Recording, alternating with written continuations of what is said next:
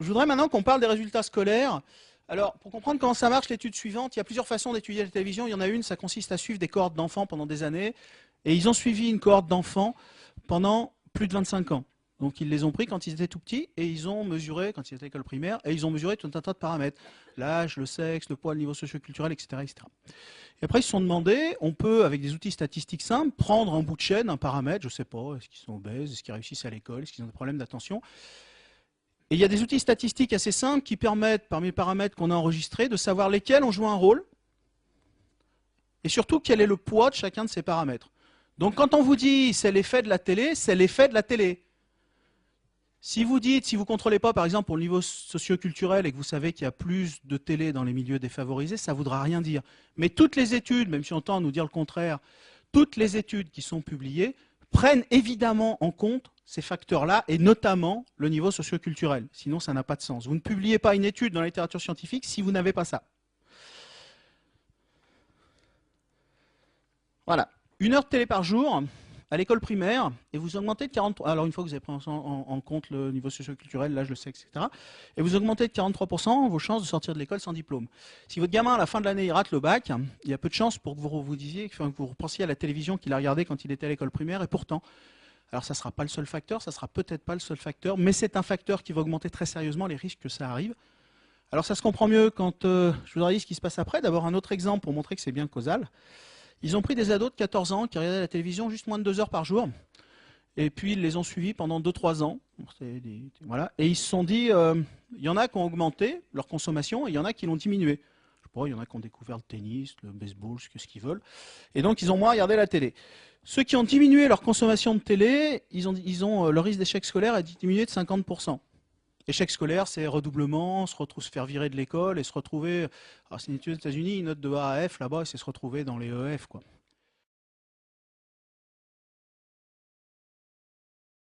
Le test du bonhomme, c'est simple, on demande à un gamin de dessiner un bonhomme.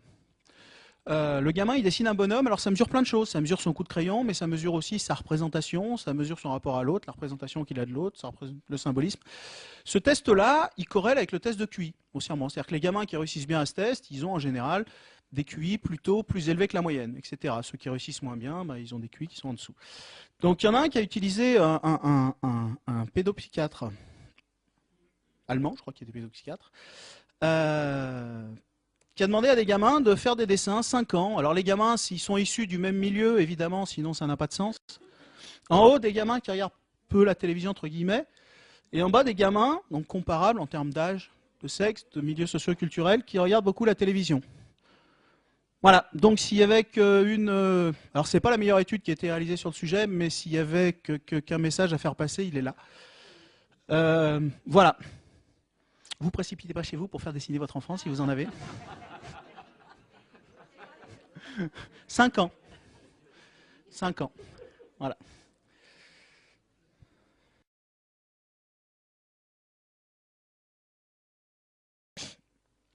La télé, je vais voir quelques facteurs. Alors, je joue sur la lecture, j'en parlerai pas, juste un tas de facteurs. Je vais en voir 2, l'attention, le langage, qui sont parmi les plus touchés. Alors, l'attention. L'attention, c'est génial parce que il y a une mère qui m'a dit l'autre jour, franchement, si la télé, ça pourrit l'attention, c'est pas vrai, j'y crois pas.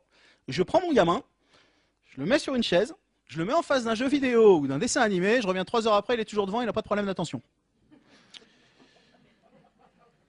Voilà. Donc, il y a 2 types d'attention.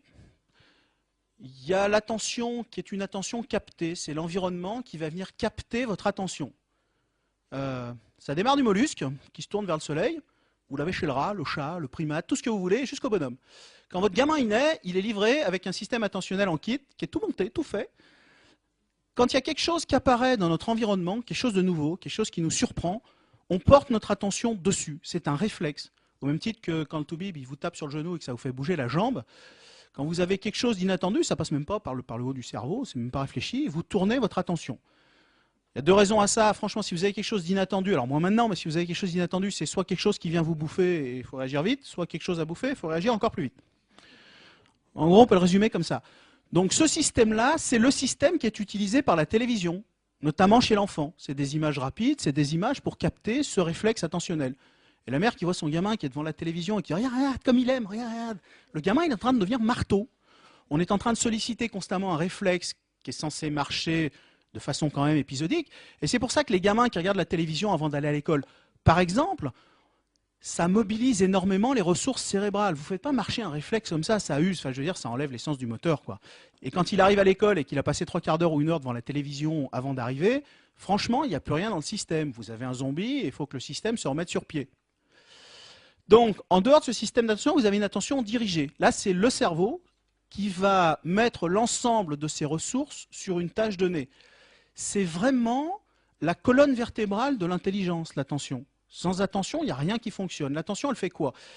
On peut la voir un peu comme un chef d'orchestre, pour faire très simple. Il y a un chef d'orchestre là-dedans qui va contrôler ce qui remonte. C'est-à-dire, dès les informations qui vont remonter et qui vont passer par les relais de bas niveau du cerveau, dès cette information-là, elle est filtrée. L'attention ne laisse passer que ce qui l'intéresse, ce qui permet d'inhiber les interférences notamment. Ensuite, quand ça arrive en haut, il va falloir sélectionner les joueurs. C'est-à-dire qu'il va falloir sélectionner dans le cerveau, il va falloir faire taire tous les gens qui n'ont rien à dire, en gros. Et tout ça, ça s'apprend. Et tout ça, c'est un système qui s'apprend et qui s'apprend dans l'activité. Le jeu chez l'enfant, et puis un peu plus tard, je ne sais pas, la lecture, l'activité sportive, le jeu d'échecs, etc. Il y a plein d'activités qui développent l'attention. Il y a un très beau bouquin de Christophe André sur la méditation, qui s'appelle Méditer au quotidien, je ne sais pas, où il explique assez bien ça. Il montre que la méditation développe chez l'adulte l'attention. Et ce qui est important avec ce système attentionnel, c'est qu'il se développe tout au long de la vie. Mais si les fondations elles sont mal posées, si c'est mal parti d'en bas, vos Lego, c'est comme un Lego, quoi. Et si en bas c'est tout petit et que ça n'a pas bien fonctionné, ben votre Lego il ne montera pas bien haut. Et voilà ce que ça donne, ce que donne la télévision, donc des effets sur ce système attentionnel qui sont mesurés, pas le système réactif, parce que les gens quand ils vous parlent d'attention, ils vous parlent de l'attention vraiment dirigée, mais en fait la télévision elle mobilise l'autre. Donc quand on regarde cette attention-là réactive, cette attention dirigée par contre, celle qui permet au cerveau de vraiment d'éliminer tout ce qui n'est pas pertinent et de mettre toutes ses ressources sur une tâche donnée, voilà. Alors, mêmes études, 1 heure par jour à 3 ans, et les probabilités de troubles attentionnels à 8 ans sont multipliées par 2. Ensuite, on refait ça plus loin.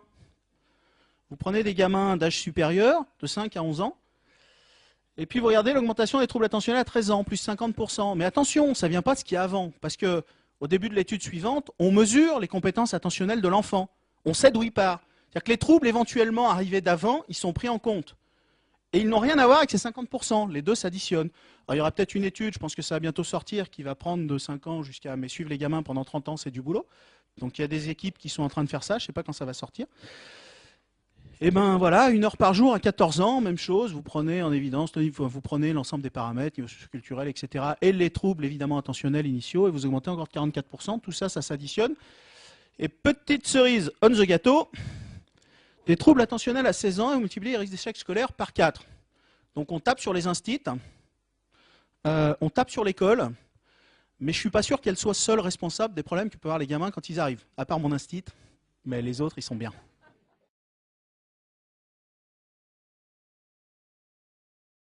Vous avez un adulte, papa, qui repasse.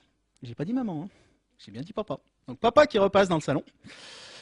Et évidemment, il y a le gamin, vous ne savez pas quoi en faire. En gros, il vous prend un peu la tête. Donc vous avez un petit parc, vous le prenez, vous le mettez dedans. Un peu, je dis ce bovin parce que je me suis fait engueuler l'autre jour. Donc vous prenez ce brave gamin et vous le posez dans son parc et vous avez l'impression qu'il ne fait rien. Il se passe plein de choses. Si on pouvait enregistrer ce qui se passe dans son cerveau, ça serait un feu d'artifice. C'est un miracle de l'évolution. Donc vous avez l'impression que vous avez un bovin apathique là, qui ne fait rien pendant que vous repassez. Et en fait, vous avez un truc qui est en train de se construire et de s'allumer dans tous les coins. Et ça progresse de façon assez prédictible. C'est-à-dire que le gamin, il va commencer, quand il est tout petit, par prendre un objet. Sophie la girafe, au hasard. Donc il prend Sophie, il la regarde 3 secondes, au bout de 3 secondes, il en a marre, il la jette, ou il n'arrive même pas à la tenir. Et puis le lendemain, il la prend un peu plus longtemps. Et puis il la regarde un peu plus longtemps. Le regard, c'est un signe d'ancrage attentionnel. C'est-à-dire quand le gamin est attentif à quelque chose, il porte son regard dessus. Il va la prendre plus longtemps, puis de plus en plus longtemps.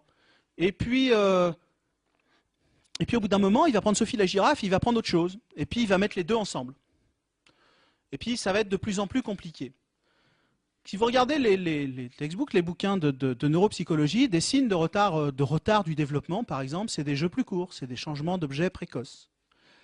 C'est une attention qui est mal focalisée sur l'objet avec lequel vous jouez. Vous pouvez prédire de là que l'enfant a un retard de développement. Qu'est-ce qui se passe avec la télévision? Le gamin, il est dans son parc, il chope Sophie la girafe. Et papa, il repasse. Il regarde la télé, évidemment. Et je dis, oh, pas grave. De temps en temps, il y a une image où il y a un son plus fort. Le gamin, il lâche Sophie et il regarde. Parce que son système attentionnel le porte à regarder. Il y a eu un son, ça l'a inquiété, il a regardé. 1 seconde. Juste une. Il n'y a besoin que de ça. Les gamins, là, dans cette étude, ils regardent la télévision entre 2 et 5% du temps. Mais cette seconde-là, elle fait que il a Sophie la girafe, il a regardé et il a perdu Sophie la girafe. Il recommence autre chose. Cette complexification, elle ne se fait plus. Et vraiment, vous portez atteinte au développement de l'attention et du système juste par ça. Parce que ces gamins-là qui sont devant la télévision, même si elle est d'arrière-plan, même si ce n'est pas eux qui la regardent, même s'ils ne font que jouer à côté, on parle de jeunes enfants, de 1 à 3 ans, ils changent de jouet plus fréquemment, ils présentent des schèmes de jeux beaucoup moins riches, ils affichent des places de jeu raccourcies, donc c'est moins compliqué puis c'est plus court. Et en plus, ils sont moins concentrés, juste du fait de la télévision. Parce qu'elle va happer l'attention, et quand vous êtes interrompu au milieu de quelque chose, ben, il nous faut déjà du temps pour revenir dans le machin. Vous êtes en train de faire quelque chose, vous avez un mail qui arrive, ou le psychopathe qui vous appelle sur votre portable 15 fois par jour, vous répondez, vous posez votre portable, il vous faut un peu de temps. Le gamin, il ne fait pas ça. Le gamin, il pose, il prend autre chose, il repart ailleurs. Et donc, au lieu d'avoir un jeu qui est de plus en plus complexe, il a une somme de jeux mis bout à bout. Et ça, c'est une atteinte directe au développement de l'attention, notamment, et de tout le reste du système.